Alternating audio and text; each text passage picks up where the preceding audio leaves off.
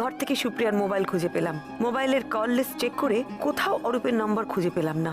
Mobile আর ছবি নিয়ে চলে এলাম আমি। সুপ্রিয়ার মোবাইল ফোন থেকে শেষ নম্বরটায় ফোন করলাম, ফোন সুইচড অফ। রত্না মাসিমা আমার কাছে এলেন। অরূপের চিন্তায় উনি ঘুমোতে পারছেন না। আমার কথা মতো তিনি অরূপের বিয়ের তারিখ ঠিক করে ফেলেছেন। বাচ্চারা খুব মনমরা হয়ে আছে, কেউ খাওয়া দাওয়া করছে না। ওদের অনেক বুঝিয়ে খাওয়ানো হলো। থানায় গেলাম, অফিসার দে আমাকে অরূপের সঙ্গে দেখা করার পারমিশন দিলেন না। মন্ত্রী অভয় বিশ্বাসের নাম বলায় কাজ হলো। অরূপকে দেখে খারাপ লাগলো, ওকে ছবিটা দেখিয়ে জানতে চাইলাম সে অনুব্রতকে চেনে কিনা। চিনিস না? এই লোকটা সুপ্রিয়া সান্যালের হাজবেন্ড, অনুব্রত সান্যাল। উনি একজন প্রফেশনাল ফটোগ্রাফার ছিলেন। আমার ধারণা ইনি একজন ব্ল্যাকমেলার। এই অনুব্রত সান্যাল যাকে ব্ল্যাকমেল করছিল সে প্রথমে অনুব্রতকে খুন করে, তারপর সুপ্রিয়া সান্যালকে, আর তারপর তোকে সে ফাঁসায়। তুই ছবিটা দেখলি তো? এই ছবিটাতে কিন্তু তুইও আছিস। ভালো করে মনে করে দেখ অরূপ, তোর মনে নেই ছবিটা কে তুলেছিল বা ছবিটা কোথায় তোলা? বৌমনি, যে পার্টির ছবিটা তোমার কাছে আছে ওটা ডেপুটি কমিশনারের নাতির বার্থডে পার্টি ছিল। আর ওই ছবিতে যে লোকটার সাথে আমি কথা বলছি সেই লোকটার সাথে তো ওই পার্টিতে আমার প্রায় 3 বছর বাদে দেখা হলো, আর তাই জন্য আমার মনে আছে। তুই ভালো করে মনে করে দেখ, সুপ্রিয়া সান্যাল কি ওই পার্টিতে ছিল? বৌমনি, আমি ওই ভদ্রমহিলাকে শুধু মৃত অবস্থাতেই দেখেছি। আমি তার আগে ভদ্রমহিলাকে কখনো কোথাও দেখিনি। ম্যাডাম, সময় হয়ে গেছে, এবার চলে আসুন। ভাবিস না অরূপ, খুব শিগগিরই তোকে আমি এখান থেকে বের করে নিয়ে যাব, দেখিস। বৌমনি, এই ছবিটা আর ওই মোবাইলটা তুমি কোথা থেকে পেলে? সুপ্রিয়া সান্যালের ফ্ল্যাট থেকে।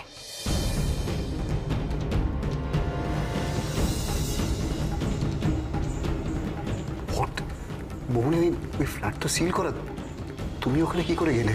সেই গল্পটা তো বিয়ের বাসর রাতে বলবো। আগামী রবিবার মাসিমা তোর বিয়ে ঠিক করেছেন। তার আগে যে করেই হোক তোকে আমি এখান থেকে বের করে নিয়ে যাব। আমার এখন অনেক কাজ, সময় নষ্ট করলে চলবে না অরূপ, সাবধানে থাকিস। আসি।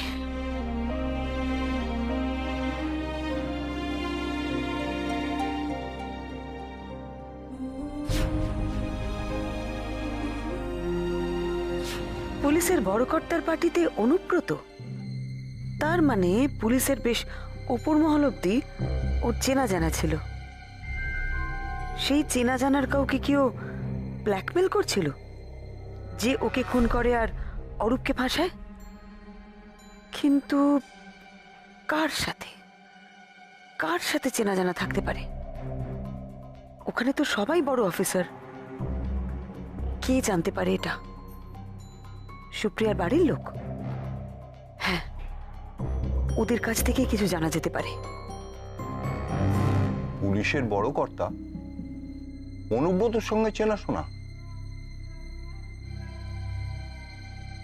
না, সেরকম আলাদা করে ওর সঙ্গে কারো চেনা জানা ছিল আমি তো জানি না। তবে ওর পেশার খাতিরে অনেক বড় দরের লোকজনের সঙ্গে ওর জানা বা পরিচিতি ছিল, এটুকু বলতে পারি। কি গো, তুমি কিছু জানো? আমি কি ওদের সব চেনা লোকের খবর রাখতাম? ও কোথায় যেত, কাদের সঙ্গে মেলামেশা করতো, আমি কি করে জানবো বলো তো? আচ্ছা, তোমার সাথে তো তোমার দিদির কথা হতো, আর তুমি কিছু বলতে পারো এই বিষয়ে? ডেফিনেটলি তো কিছু বলতে পারবো না, তবে আমার যা মনে হয় জিজুর পুলিশের ওপর মহলের সাথে কিছুটা চেনাশোনা ছিল। আচ্ছা, সেটা কোন লেভেলে, কার সাথে, সেটা কিছু জানো? না, অতটা তো জানি না, তবে মাঝে পাড়ার একটা ছেলে আমাকে খুব ডিস্টার্ব করছিল। তখন জিজু বলেছিল যে দেখ, যদি বেশি বাড়াবাড়ি করে তো আমাকে বলবি। সারা জীবন জেলের ঘানি টানাবার মতো জানাশোনা আমার আছে। শুধু এইটুকু বলেছিল? তারপর কি কোনো অ্যাকশন নেওয়া হয়? অ্যাকচুয়ালি না, ওই ব্যাপারটা না এমনি মিটে যায়, তাই জামাইবাবুকে আর কিছু করতে হয়নি। আচ্ছা, একটা কথা জিজ্ঞেস করব, আপনারা প্লিজ একটু ভেবে জবাব দেবেন। ধরুন অনুব্রত বাবুর কাছে কোনো একটা জিনিস লুকিয়ে রাখার মতন আছে, তাহলে উনি সেটা কোথায় লুকিয়ে রাখবেন বলে আপনাদের মনে হয়?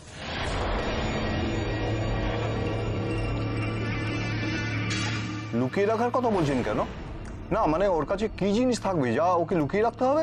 আপনাদের মেয়ে থানায় একটা কমপ্লেন করেছিল, আর তাতে উনি লিখেছিলেন যে তাকে নাকি মেরে ফেলার হুমকি দেওয়া হচ্ছে। তার কাছে নাকি কোনো একটা দামি জিনিস লুকোনো আছে। আমার বিশ্বাস সেই দামি জিনিসটার জন্যই কিন্তু আপনাদের মেয়েকে খুন হতে হয়েছিল। আর আমি যদি খুব ভুল না হই তাহলে আপনাদের জামাইকেও এই একই কারণে মরতে হয়েছিল। সে কি বলছেন আপনি? ও তো একটা অ্যাক্সিডেন্টে। দেখুন, দুর্ঘটনা কিন্তু ঘটানো যায়, আর আমার ধারণা এক্ষেত্রে সেটাই হয়েছিল।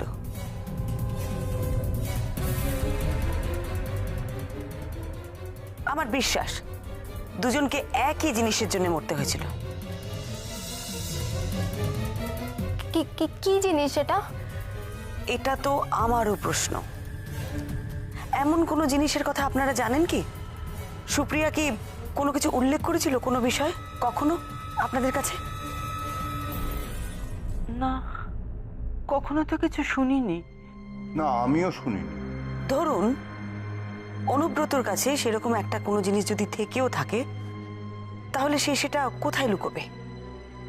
জামাইবাবু সেটা কোথায় লুকোতো কারোর পক্ষে কেস করা অসম্ভব।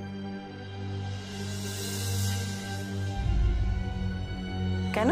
কারণ জামাইবাবু প্রচন্ড শার্প ছিল, কোথায় কি রাখতো আন্দাজও করা যেত না, কাউকে কিছু বলতোও না, প্রচন্ড চাপা প্রকৃতির মানুষ। ইভেন কাজকর্মের ব্যাপারে কারোর সাথে কোনো ডিসকাসও করতো না।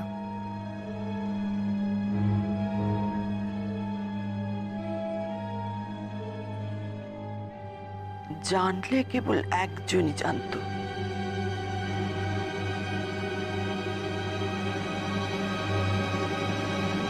কে? আমার বড় মেয়ে। ওর কাছে কিচ্ছু গোপন রাখতো না, ওকে বড্ড ভালোবাসতো গো। ওকে সুখী রাখার জন্য ও সব কিছু করতে পারতো। আর যেদিন অত বড় একটা অ্যাক্সিডেন্ট হলো, শেষ মুহূর্ত পর্যন্ত ও প্রাণটুকু ধরে রেখেছিল শুধু ওকে শেষ কথাগুলো বলবে বলে। আমি এখনো চোখের সামনে সেই দিনটা দেখতে পাই। অনুব্রত, কি হয়েছে? কেমন আছে ও? কি হয়েছে ওর? কি আপনারা এখানে আসতে পারেন না? আমাকে একটু ওর কাছে যেতে দিন প্লিজ। এখন এই অবস্থায় আপনারা ওনার সাথে দেখা করতে পারবেন না। ঠিক আছে ওনারা আসতে দিন ডক্টর, কি হয়েছে? কেমন আছে বলুন না। Please relax. দেখুন চেষ্টার ত্রুটি নেই, কিন্তু কিন্তু মানে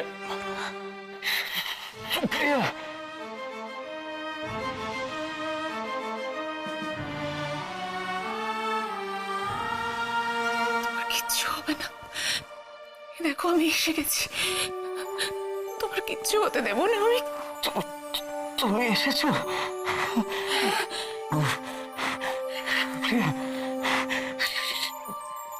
সাবধানে থেকো। কি হয়েছে? আমি যাচ্ছি সুপ্রিয়া। অনুব্রত, না অনুব্রত। তোমার মুখে আছে যেন মুছে না যায়। অনুব্রত,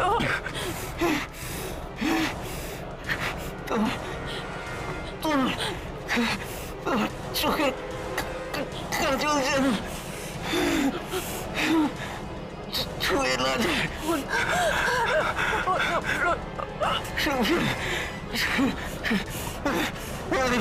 অনুব্রত,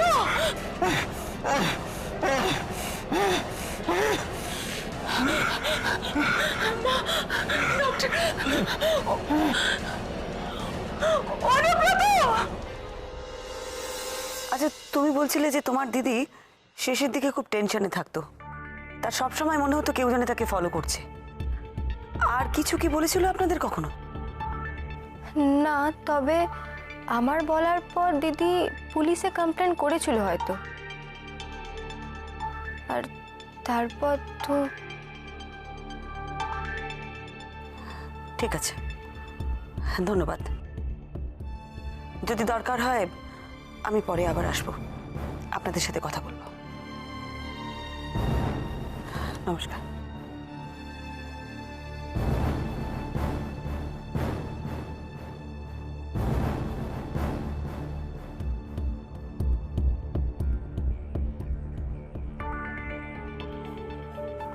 তাই বলে তুমি কাউকে না বলে রূপর সঙ্গে একা একা দেখা করে আসবে? তোমার একবারও আমাদের কথা মনে হলো না যে বাড়িতে আমার নন্দার মনের অবস্থা কি? তুমি একা একা দেখা করে এলে, আমরা যেতে পারলাম না। না মাসিমা, আপনি বিশ্বাস করুন, আমি যখন যাচ্ছিলাম আমি জানতাম না ওর সঙ্গে দেখা করতে পারবো কি পারবো না। পুলিশটা আমাকে প্রথমে ঢুকতেই দিচ্ছিল না, অনেক কষ্টে আমি অরূপের সঙ্গে দেখা করেছি।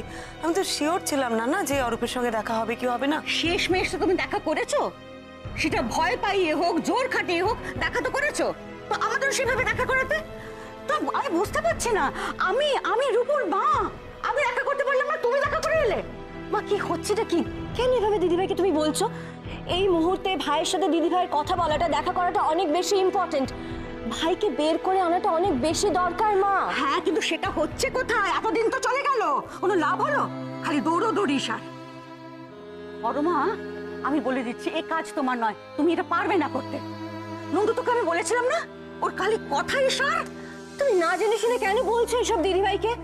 ভাইয়ের জন্য আমাদের যতটা কষ্ট হচ্ছে দিদিভাইও ঠিক ততটাই কষ্ট হচ্ছে, সেই জন্যই এরকম ছুটোছুটি করছে পাগলের মতো। আর আমার বিশ্বাস পারলে একমাত্র দিদিভাই পারবে ভাইকে ছাড়িয়ে আনতে।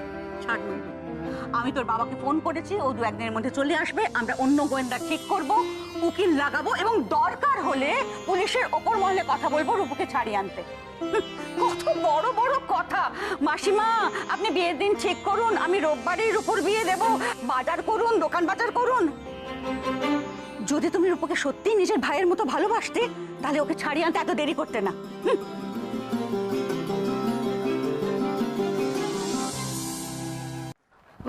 মা পাগল হয়ে গেছে দিদিভাই, পুরো মাথাটা খারাপ হয়ে গেছে মার। আমি মার হয় তোমার কাছে সরি চাইছি। প্লিজ দিদিভাই, তুমি মার কথায় কিছু মনে করো না। তুমি দেখো বাবা আসলে মাকে ঠিক সামলে নেবে। না না, আমি কিচ্ছু মনে করিনি মাসিমার কথা। আমিও তো মা, মাসিমার মনের অবস্থাটা আমি বুঝতে পারছি। আসলে আমার মনটা খুব খারাপ, জানিস তো। আজ লকআপে অরূপকে দেখে এত কষ্ট হচ্ছিল আমার। ভাই কেমন আছে গো? একজন নির্দোষ মানুষকে যদি লকআপে ভরে রাখা হয় যেরকম থাকে সেরকম। আচ্ছা, ওই ফোনের ব্যাপারে কিছু জানা গেল না? না কোনো ক্লু পেলে? না রে নন্দা, দুটোর জট কোনোটাই খুললো না। সুপ্রিয়ার ফোন নাম্বারটা অরূপ চেনে না, আর ওই অনুব্রত মানে সুপ্রিয়ার স্বামী, তাকেও অরূপ চেনে না। অদ্ভুত ব্যাপার। তাহলে পেছনে বসে কে কলকাঠি নাড়ছে দিদিভাই? বুঝতে পারছি না, কিছু বুঝতে পারছি না। দেখ, অনুব্রতকে না চেনাটা স্বাভাবিক, মেনে নিচ্ছি, কিন্তু এই ফোনের ব্যাপারটা জট খোলার বদলে না জট আরো পাকিয়ে যাচ্ছে। আরে দিশা এসেছে? হ্যাঁ এসেছে, বললো কটা দিন একটু মিমির সাথে কাটাবে, মিমিটা একা পড়ে গেছে। ভালো করেছে এসেছে, মিমির সাথে একটু গল্প করুক, হয়তো ওর ভালো লাগবে। মিমি তো সেই মন খারাপ করেই বসে আছে, কোনো কথাও বলছে না দিশার সাথে। ঠিক আছে, আমি শাড়িটা পাল্টে যাচ্ছি মিমির কাছে।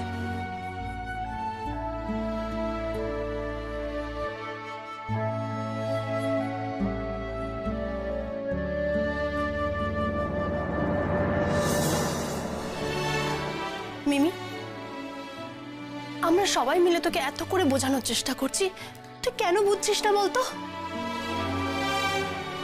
আমাদের কারোর উপর কি তোর কোনো বিশ্বাস নেই বল? আমার ভালো লাগছে না। পুলিশকে ওরা ছাড়তে বাধ্য। আমার কথা মিলিয়ে দেখে নিস দিদি ভাই, ওই দোষী ছেলেকে পৃথিবীর কোনো জেল আটকে রাখতে পারবে না। যারা ওকে মিথ্যা অপবাদ দিয়েছে, বড়নাথ বউ তাদেরকে টপাটপ ধরবে আর জেলে পড়বে। তুই দেখে নিস। মিমি, টাকা আমার দিকে টাকা, তুই এত ভাবিস না। জানি ভাবিস না বলাটা যতটা সহজ করাটা ততটাই কঠিন। কিন্তু তুই দেখিস বৌমনি যখন কথা দিয়েছে তখন অরূপদাকে নিয়ে ফিরবেই। তুই প্লিজ এত টেনশন করিস না, প্লিজ। তাই না তাই, তুই একটু মেয়েটার মাথাতে ভালো করে ঢোকা দেখে নিয়ে কথাটা দিশা। আমার কথা তো কানে তুলবে না, দুদিন ধরে চাদর মুড়ি দিয়ে বসে আছে, না নখ কাটছে। তো আর কি করবো বলো, সবকিছু তো আমার জন্যই হলো। মিমি, তুই কি বলছিস এসব? হ্যাঁ, কি হয়েছে তোর জন্য? টাকা আমার দিকে, তোর জন্য কিচ্ছু হয়নি। আর এসব কথা একদম বলবি না, মেজদা শুনলে কিন্তু খুব রাগ করবে। যত সমস্ত আজগুবি কথা। চল তো ওঠ তো, এইভাবে বসে থাকলে না এরকম উল্টো পাল্টা চিন্তা আরো মাথায় ঘুরবে। চলো। ঠিক কি করবো আমি? মিমি, এইভাবে বসে থাকলে না রোববারটা দেখবি ছপ করে চলে এসেছে। আর তখন অরূপদাও ফিরে আসবে, আর আমরা সবাই বিয়ে বাড়ি নিয়ে হই হুল্লোড় করবো। তখন কিন্তু তোকে এই ভূতের মধ্যেই বসে থাকতে হবে। বিয়ের কোণে পেত্রী সেজে বসে থাকবে, তখন আমি না হয় বিয়ের কোণে সেজে ওই মিমি দিদিমার জায়গায় বসে পড়বো। কি বলিস দিশা? একদম ঠিক বলেছে ঠাম্মা। এই মিমি, চল ওঠ, এভাবে আর প্লিজ বসে থাকিস না তো। জানিস তো আমি তোর জন্য বিয়ের শপিং করা অলরেডি শুরু করে দিয়েছি। তোর পছন্দ মতো কত কিছু কিনেছি। চল চল চল চল, প্লিজ দেখবি। চল না, চল চল চল চল। বাবা, তোরা কেন বুঝতে পারছিস আমার ভালো লাগছে না? কেন ডিস্টার্ব করছিস তোরা?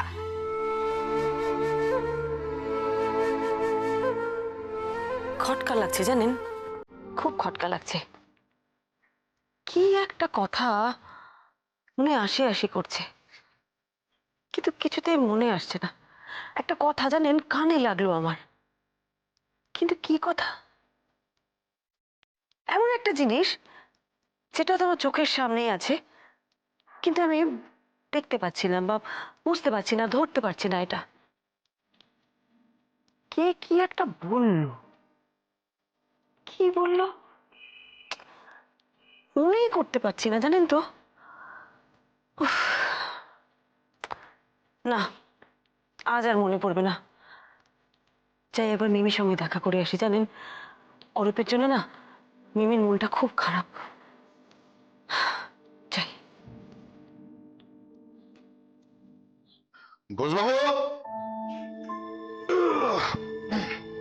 ঘোষবাবু, স্যার শুনুন, আমি একটু বাড়ি যাচ্ছি, কয়েকদিন টানা ডিউটিতে আছি, শরীরটা একটু রেস্ট চাইছে। হ্যাঁ, তা তো হবেই, কদিন ধরে যে প্রেশার চলছে। আপনি তো থানাতেই আছেন, এদিকটা একটু সামলে নেবেন। Okay sir. আর শুনুন, খুব দরকার না হলে আমাকে ফোন করবেন না, আর আমার বাড়ির ঠিকানা বা ফোন নাম্বার কাউকে দেবেন না। আপনি নিশ্চিন্তে বাড়ি যান স্যার, আমি এখানে রয়েছি, আমি সব সামলে নেব, কিছু চিন্তা করবেন না। গুড।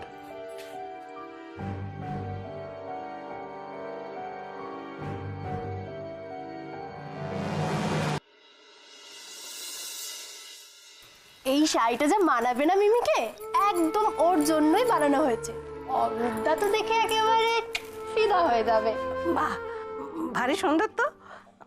এই মিমি, মুখ হাঁড়ি করে থাকলে কিন্তু ওই শাড়িটা আমি পরে নেবো। হ্যাঁ ঠাম্মা, একদমই তাই।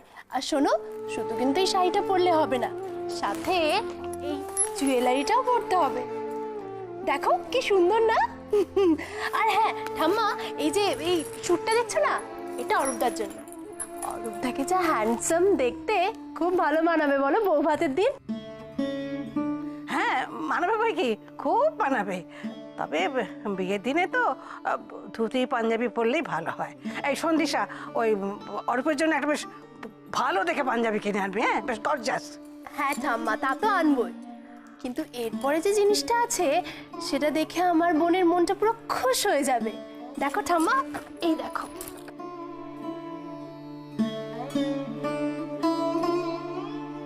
ওটা কি রে? এটা হচ্ছে মেকআপ কিট। ওহো, ওই চোখে আলতা আর পায়ে কাজল দেবার জিনিসপত্র সব ওতে আছে তো? হ্যাঁ, তাই তো। ও ঠাম্মা, চোখে আলতা কেন লাগাবে?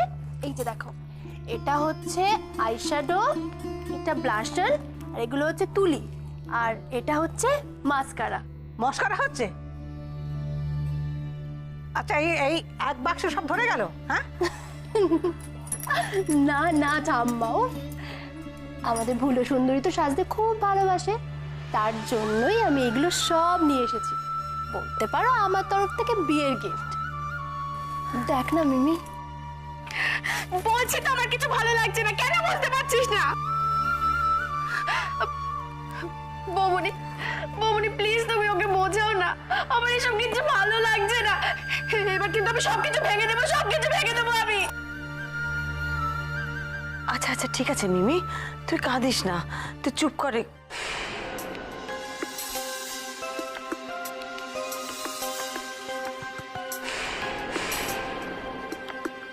অনুব্রত মারা যাবার আগে যেন কি বলেছিল? মুখে হাসি যেন যেন মুছে না যায়। অনুব্রত, তোমার চোখের কাজল যেন ছুঁয়ে না যায়। চোখের কাজল যেন না ধোয়, সে চোখের কাজলের কথা হঠাৎ বলল কেন? বিধবা হলে সবার আগে মুছে কপালে লাল টিপ, সে বলতে পারতো টিপ মুছো না, কাজল ধুয়েও না, এটা কেন বলল? কাজল কাজল কাজল, হ্যাঁ এটাই, ঠিক ঠিক ঠিক এটাই, এটাই এতক্ষণ আমার মনে খচখচ করছিল।